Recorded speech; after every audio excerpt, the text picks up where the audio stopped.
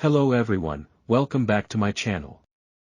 Microsoft has released the KB5031356 Cumulative update along with other security updates for Windows 10 21H2 with 25 fixes for various issues.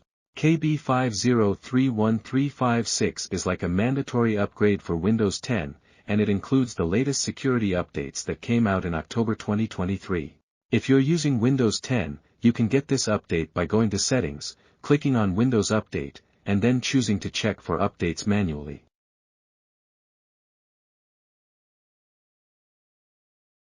As this is a mandatory update, it will automatically be installed after checking for updates.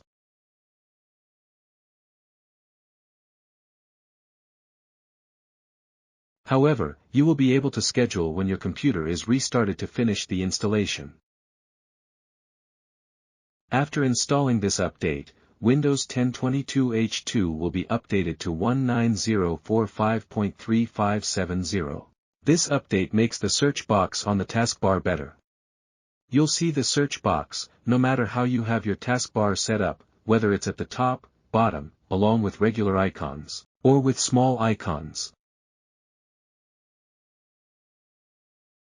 You can use it to find apps, files, settings, and more on the internet quickly.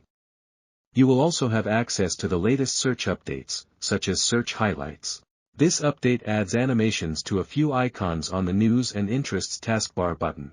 These animations occur when a new announcement appears on the News and Interests taskbar button, also occur when you hover over or click the icon while the announcement is on the taskbar.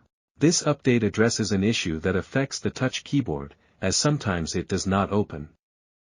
Thanks for watching. If you have any queries, please comment below.